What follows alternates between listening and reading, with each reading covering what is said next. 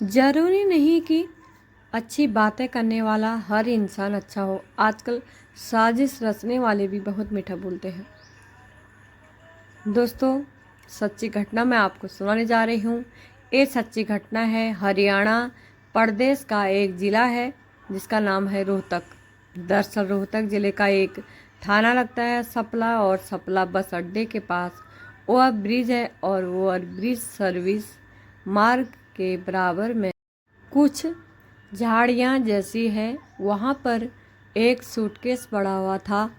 उस सूटकेस पर आने वाले जाने वालों लोगों की लगातार नज़र पड़ रही थी। तभी कुछ लोग वहाँ इकट्ठे हो जाते हैं। यह बात है 1 मार्च 2025 की।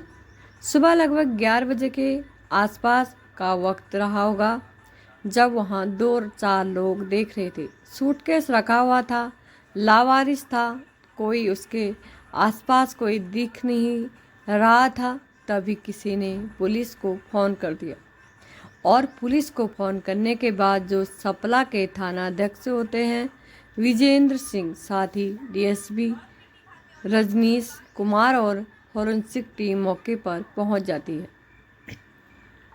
यहाँ आने के बाद सूचना जैसे मिली थी, यहाँ पर एक लावारिस बैग है।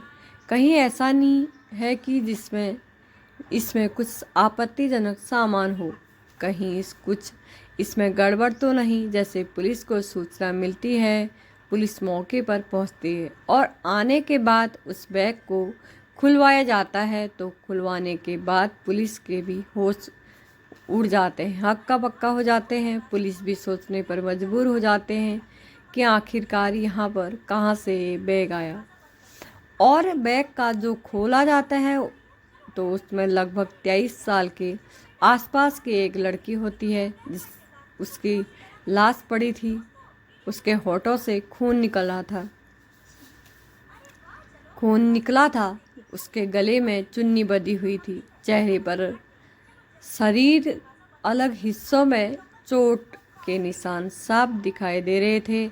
ऐसा लग रहा था जैसे इस लड़की को बहुत बुरी तरह से मारा गया है, पीटा गया है। और इसके बाद इसकी लाश को सूटकेस में भरकर पैक किया, और करने के बाद यहाँ पर फेंक दिया। लेकिन राहगीरों की जब आते जाते लोगों की नज़र इस पर पड़ जाती है, तो अब पुलिस की जिम्मेदारी आखिरकार लड़की कौन है।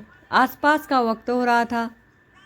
एक कांग्रेस विधायक होते हैं, विधायक ने कहा कि ना हो कि ये लड़की मुझे कुछ ऐसी लग रही है जानी पहचानी, जिसका नाम है हिमानी नरवाल, जो कि रोहतक के विजयनगर में रहती है। बस इतना था कि उसके बारे में फिर अब बहुत सारी जानकारियां थी, जुटाना शुरू कर देती है पुलिस, शुरू हो जाती है, और यह जानकारी जुटाने की कोशिश कर रहे थे।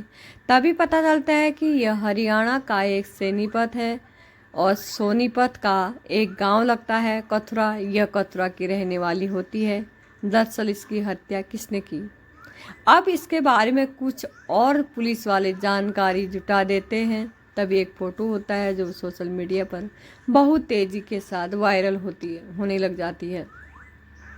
दरअसल ये फ़ोटो भारत जोड़ो यात्रा के दौरान का साल 2023 में जब राहुल गांधी देश भर में भारत जोड़ो यात्रा निकाल रहे थे, तो तभी उस यात्रा के दौरान हरियाणा की वेशभूषा में खड़ी हुई लड़की, उसका नाम हिमानी नरवाल होता है।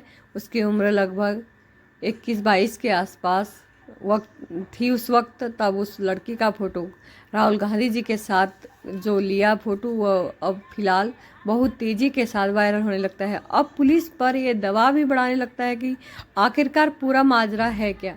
जब मीडिया वालों का जमघट लग जाता है, इसके बारे में जानकारी जुटाने की कोशिश की जा रही थी, तो पता चलता है कि साल 2011 में इसके भाई का हत्या कर दी गई थी, इसका कलर कर दिया गया था। साथ ही 2 साल बाद 2014 के आसपास यह बात उसके पिता ने अपनी जान दे दी, ये भी सामने आई। और जो माँ और उसका एक छोटा भाई होता है जिसका नाम जतिन होता है, यह अपने आप को असुरक्षित महसूस कर रही थी।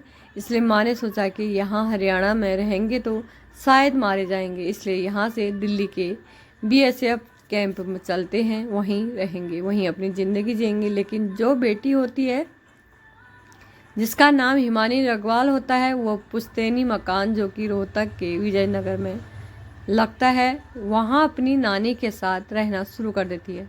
दोस्तों फिर क्या होता है कि लेकिन एक दिन नानी की मौत हो जाती है। पिछले 5 महीने से वह अपनी नानी के मरने के बाद उस घर पर अकेली रह जाती है। दोस्तों आप उसके बारे में और जानकारी जुटाने की कोशिश की जा रही थी तो पता चलता है कि माँ सविता और यह बेटी ये चले जाते हैं 20 फरवरी 2025 को प्रयागराज महाकुंभ में। वहाँ जाके स्नान करते हैं, राजस के महाकुंभ में वहाँ जाके स्नान करते हैं तो और 24 फरवरी 2025 को ये वापस लौट आते हैं। 25 फरवरी को ये दिल्ली पहुँच जाते हैं। इसके बाद माँ बेटी दोनों साथ ही रोहतक के इस विजय नगर वाले घर में 27 फरवरी 2025 शाम लगभग 4 बजे के आसपास जब माँ अपनी बेटी से अलग होकर दिल्ली जा रही थी, तब बेटी ने कहा कि माँ परेशान मत होना, मेरा नंबर कभी भी बंद हो सकता है, स्विच ऑफ हो सकता है, मैं बिजी हो सकती हूँ क्योंकि यहाँ पर शहर के चुनाव चल रहे हैं और चुनाव में बिजी होने के कारण आपसे बात नहीं हो पाएगी। लेकिन माँ को जब इसके बारे में सूचना मिलती है कि तुषारिब की बेटी का किसी ने कत्ल कर दिया, माजरा क्या है, अब मीडिया वाले यहाँ पर पहुँच जाते हैं। कुछ और फोटो हैं जो सोशल मीडिया पर वायरल हो जा रहे थे। जैसे क्या रोहतक के सांसद होते हैं और मीडिया जब माँ से बातचीत करती है तो बताती है माँ की पिछले 10 साल से कांग्रेस के लिए काम कर रही थी। साथ ही कुछ लोगों की नज़र में भी तब से खटकने लगी तो जब से राहुल गांधी जी के साथ उसका जो फोटो था बेटी वह वायरल हो जाता है। बहुत कम उम्र में वह लड़की लगातार हाईलाइट हो रही थी, लगातार वो उसका नाम बढ़ रहा था और उसके नाम बढ़ने की वजह से शायद कांग्रेस के ही कुछ नेताओं को यह बात पसंद नहीं आ रही थी। ये उन्हें दिक्कत पैदा कर रही थी। हो सकता है किसी दोस्त ने उसके साथ इस तरह की घटना को अंजाम दिया हो सकता है किसी कांग्रेस नेता ने माँ ने जब ये बयान दिया है तो यह बयान सोशल मीडिया पर बहुत तेज़ी के साथ वायरल होने लगता है। इसका जो विपक्षी पार्टियां होती हैं, दूसरी पार्टियों कहीं ना कहीं फ़ायदा उठाने की कोशिश करने लगती है। हालांकि जब मामला लगातार दबाव पड़ा था और दबाव पड़ने के बाद फिर पुलिस इस मामले की जांच में जुट जाती है। दोस्तों 5 टीम गठित करती है और SIT का भी गठन किया जाता है और पुलिस की कोशिश होती है कि आखिरकार कम से कम समय में आखिरकार कातिल कौन है इसका पता लगाना चाहिए। वैसे पुलिस ने दावा किया है कि हम कातिलों के बहुत करीब पहुंच चुके हैं और जैसे